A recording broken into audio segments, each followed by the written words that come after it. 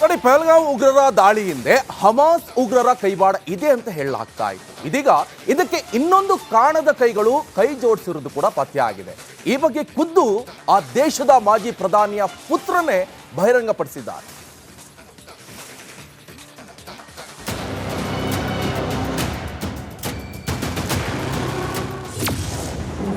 ಎಲ್ಇಟಿ ಉಗ್ರರ ಜೊತೆ ಬಾಂಗ್ಲಾದೇಶ ಸಭೆ.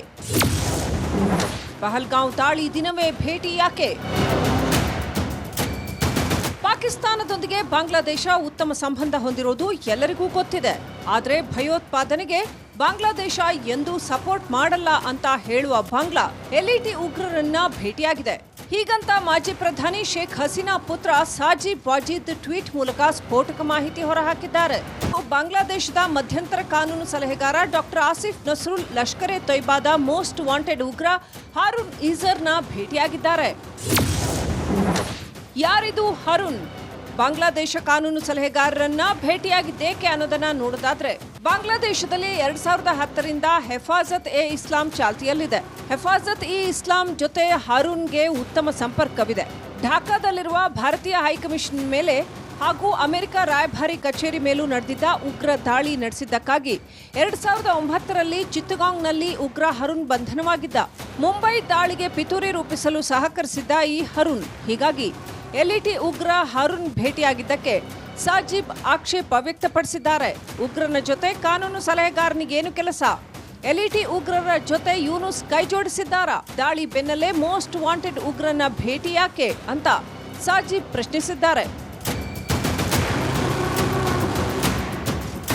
ಬಾಂಗ್ಲಾದೇಶಕ್ಕೂ ಎಲ್ಇಟಿ ಉಗ್ರನ ನಡುವಿನ ಸಂಬಂಧ ಏನು?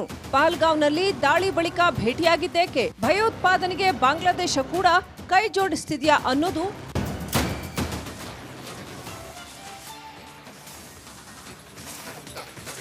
ಭಾರತ ಪಾಕಿಸ್ತಾನದ ನಡುವೆ ಯುದ್ಧದ ಕಾರ್ಮೋಡ ಕವಿದಿದೆ. ಉಗ್ರರಿಗೆ ಹಾಗೆ ಉಗ್ರರ ಸಲಹುಗಾರರಿಗೆ ಪಾಠ ಕಲಿಸಲು ಈಗ ಪಾಕ್ ಪ್ರಜೆಗಳ ವೀಸಾವನ್ನ ಭಾರತ ರದ್ದು ಮಾಡಿದೆ. ಹೀಗಾಗಿ ಪಾಕ್ ಪ್ರಜೆಗಳು ಗಂಟು ಮೂಟೆ ಕಟ್ಟಿಕೊಂಡು ವಾಪಸ್ ಆಗಲು ರೆಡಿಯಾಗಿದ್ದಾರೆ. ಆದರೆ ಅಟ್ಟಾರಿ ವಾಘಾ ಗಡಿ ಬಳಿ ಗೊಂದಲದ ವಾತಾವರಣ ಕೂಡ ನಿರ್ಮಾಣ ಆಗಿತ್ತು.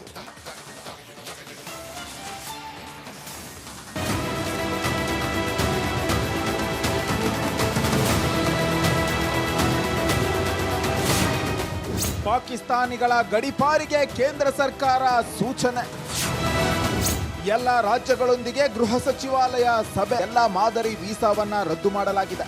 ಈ ನಡುವೆ ಪಾಕಿಸ್ತಾನಿಗಳನ್ನ ಕೂಡಲೇ ಗಡಿಪಾರು ಮಾಡುವಂತೆ ಕೇಂದ್ರ ಗೃಹ ಇಲಾಖೆ ಸೂಚಿಸಿದೆ.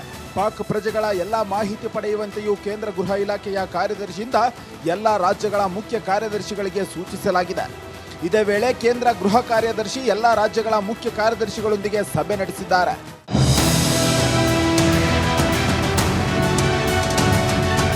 ಅಮಿತ್ ಶಾ ಸೂಚನೆ ಹಿನ್ನೆಲೆಯಲ್ಲಿ ದೇಶಾದ್ಯಂತ ಈ ಬಗ್ಗೆ ಅಲರ್ಟ್ ನೀಡಲಾಗಿದೆ. ಭಾರತದಲ್ಲಿ ನೆಲೆಸಿರುವ ಪಾಕಿಸ್ತಾನ ಪ್ರಜೆಗಳಿಗೆ ಪುಕ ಶುರುವಾಗಿದೆ. ಈ ಮಧ್ಯೆ ಭಾರತದಿಂದ ಮೊದಲ ಪಾಕ್ ಪ್ರಜೆಯನ್ನ ಗಡಿಪಾರು ಮಾಡಲಾಗಿದೆ. ಏಪ್ರಿಲ್ 14ರಂದು ಅಟ್ಟಾರಿ ವಾಘಾ ಗಡಿಯ ಮೂಲಕ ಬಂದಿದ್ದ ಬಿಬಿ ಸಾಯಿದಾ ಬರೋಚ್ನಲ್ಲಿ ಸಂಬಂಧಿಕರ ಮನೆಯಲ್ಲಿದ್ದರು. ವೀಸಾ ಅವಧಿ ಮುಗಿದ ಹಿನ್ನೆಲೆ ಬಿಬಿ ಸೈದಾರನ್ನ ಗಡಿಪಾರು ಮಾಡಲಾಗಿದೆ.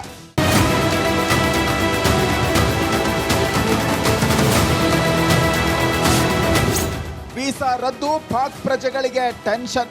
ಪಾಕ್ ವೀಸಾವನ್ನ ಭಾರತ ರದ್ದು ಮಾಡಿದ್ದು, ಸಾರ್ಕ್ ವೀಸಾ ಪಡೆದು ಭಾರತಕ್ಕೆ ಬಂದಿರುವ ಪಾಕಿಗಳಿಗೆ ಇಂದೇ ಕೊನೆ ದಿನವಾಗಿದೆ.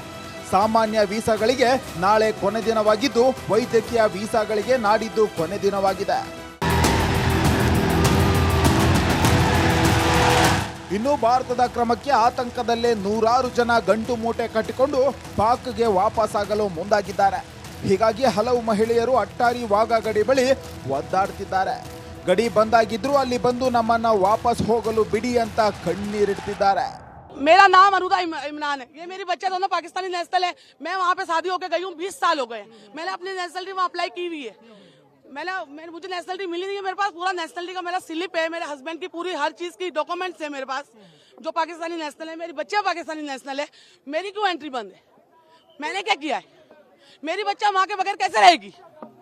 कोई हुकूमत के लिए कहती है कहीं भी आप चले जाए, किसी भी मुल्क चले जाए, माँ से जुदा किसी बच्चे को नहीं किया जाता है। हम तो 20 साल से वहाँ पे, मैं तो बीमार माँ बाप से 1 महीने के लिए मिलने आई थी खाली। ಇತ್ತ ಯಾವ ರಾಜ್ಯದಲ್ಲಿ ಎಷ್ಟು ಪಾಕ್ ಪ್ರಜೆಗಳಿದ್ದಾರೆ ಎಂದು ಮಾಹಿತಿ ನೀಡುವಂತೆ ಅಮಿತ್ ಶಾ ಸೂಚನೆ ಬೆನ್ನಲ್ಲೇ ಎಲ್ಲೆಡೆ ಅಲರ್ಟ್ ಆಗಿದೆ.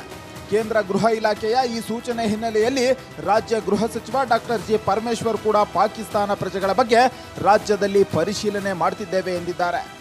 ಈಗ ನಮ್ಮಲ್ಲಿ ವೆರಿಫೈ ಮಾಡ್ತಾ ಇದ್ದಾರೆ. ಅಧಿಕೃತವಾಗಿ ಇಲ್ಲಿ ಇರ್ತಕ್ಕಂಥವ್ರು, ಅನಧಿಕೃತವಾಗಿ ಇರ್ತಕ್ಕಂಥವ್ರು, ಇವೆಲ್ಲ ನಾವು ನೋಡಬೇಕಲ್ಲ. ಈಗಾಗಲೇ ಹಿಂದೆ ತಾವು ಸದನದಲ್ಲಿ ಅಧಿವೇಶನದಲ್ಲಿ ಪ್ರಶ್ನೆಗಳನ್ನು ಕೇಳಿದ್ದು ಕೂಡ ತಾವು ಗಮನಿಸಿದ್ದೀರಿ ಅಂದ್ಕೊಳ್ತೀನಿ. ಅದರಲ್ಲಿ ಈಗ ಪಾಕಿಸ್ತಾನೀಸು ಯಾರಿದ್ದಾರೆ, ಅಧಿಕೃತವಾಗಿ ಯಾರಿದ್ದಾರೆ, ಅವ್ರಿಗೆಲ್ಲ ವಾಪಸ್ ಕಳಿಸಲೇಬೇಕಾಗ್ತದೆ. ಕೇಂದ್ರ ಸರ್ಕಾರ ತೀರ್ಮಾನ ತೊಗೊಂಡಿದೆ. FRR ಅನ್ನೋರು ಆ ಕೆಲಸ ಮಾಡ್ತಾರೆ. ಕರ್ನಾಟಕದಲ್ಲಿರುವ ಪಾಕಿಗಳೆಷ್ಟು? ಕರ್ನಾಟಕದಲ್ಲಿ ಅಧಿಕೃತವಾಗಿ 28 ಜನ ಪಾಕಿಸ್ತಾನಿಗಳು ವಾಸ ಮಾಡ್ತಿದ್ದಾರೆ. ಮೈಸೂರಿನಲ್ಲಿ 8 ಮಂದಿ ಪಾಕ್ ಪ್ರಜೆಗಳು ವಾಸವಿದ್ದಾರೆ. ಇತ್ತ ಉತ್ತರ ಕನ್ನಡದ ಭಟ್ಕಳದಲ್ಲಿ 14 ಜನರು ವಾಸ ಮಾಡ್ತಿದ್ದಾರೆ. ಭಟ್ಕಳ ಮೂಲದ ಪುರುಷರನ್ನ ಮದುವೆಯಾಗಿ ಇಲ್ಲಿಗೆ ಬಂದು ನೆಲೆಸಿದ್ದಾರೆ. ಈ ಪೈಕಿ ಓರ್ವ ಮಹಿಳೆ ಬಾಂಗ್ಲಾದೇಶದವರಾಗಿದ್ದಾರೆ. ಅಧಿಕೃತವಾಗಿ ಕೇಂದ್ರ ಸರ್ಕಾರ ಸೂಚನೆ ನೀಡಿದ್ರೆ ಅವರಿಗೆ ಗೇಟ್ ಪಾಸ್ ನೀಡಲು ಪೊಲೀಸರು ಸಜ್ಜಾಗಿದ್ದಾರೆ. ಇನ್ನು ತುಮಕೂರು ನಗರದಲ್ಲಿ 3 ಮಹಿಳಾ ಪ್ರಜೆ ವಾಸವಿದ್ದಾರೆ. 2 ಲಾಂಗ್ ಡ್ಯೂರೇಷನ್ ವೀಸಾ ಪಡೆದು ವಾಸವಿದ್ದಾರೆ. ಇಂಟರ್ಮ್ ವೀಸಾ ಪಡೆದು ಭಾರತಕ್ಕೆ ಬಂದಿರುವ ಮಹಿಳೆಯರು ಮಂಗಳೂರಿನ ಯುವಕರನ್ನ ವಿವಾಹವಾಗಿದ್ದಾರೆ. ದಾವಣಗೆರೆಯ MBBS ಕಾಲೇಜಿನಲ್ಲಿ ಪಾಕ್ ಯುವತಿ ರಾಣಿ ಬರ್ಕಾ ವಿದ್ಯಾಭ್ಯಾಸ ಮಾಡ್ತಿದ್ದಾಳೆ. ಆದರೆ ವೀಸಾ ಮುಗಿಯದ ಹಿನ್ನೆಲೆ ಗೊಂದಲ ಉಂಟಾಗಿದೆ. ಕೂಡಲೇ ಪಾಕಿಸ್ತಾನಿಗಳನ್ನ ಗಡೀಪಾರು ಮಾಡುವಂತೆ ಕೇಂದ್ರದಿಂದ ಸೂಚನೆ ಬಂದಿದೆ. ಇವಾಗ ದೇಶಾದ್ಯಂತ ವಾಸವಿರುವ ಪಾಕ್ ಪ್ರಜೆಗಳಿಗೆ ನಡುಕದ ಜೊತೆ ಆತಂಕ ಶುರುವಾಗಿದೆ. News desk, republic Kannada. ನೋಡಿ, ಪಹಲ್ಗಾಮ್ ಉಗ್ರರ ದಾಳಿ ಹಿಂದೆ ಹಮಾಸ್ ಉಗ್ರರ ಕೈವಾಡ ಇದೆ ಅಂತ ಹೇಳಲಾಗ್ತಾ ಇತ್ತು. ಇದೀಗ ಇದಕ್ಕೆ ಇನ್ನೊಂದು ಕಾಣದ ಕೈಗಳು ಕೈ ಜೋಡಿಸಿರುವುದು ಕೂಡ ಪತ್ತೆ ಆಗಿದೆ. ಈ ಬಗ್ಗೆ ಖುದ್ದು ಆ ದೇಶದ ಮಾಜಿ ಪ್ರಧಾನಿಯ ಪುತ್ರನೇ ಬಹಿರಂಗಪಡಿಸಿದ್ದಾರೆ.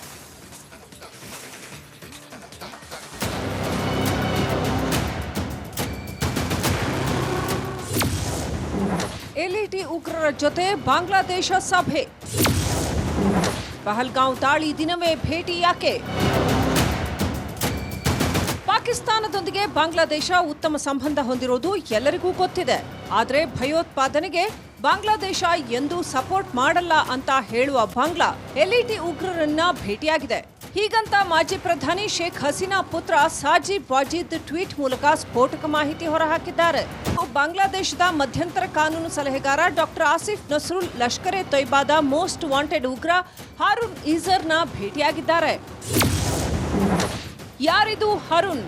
ಬಾಂಗ್ಲಾದೇಶ ಕಾನೂನು ಸಲಹೆಗಾರರನ್ನ ಭೇಟಿಯಾಗಿದ್ದೇಕೆ ಅನ್ನೋದನ್ನ ನೋಡೋದಾದ್ರೆ, ಬಾಂಗ್ಲಾದೇಶದಲ್ಲಿ 2010ರಿಂದ ಹೆಫಾಜತ್ ಎ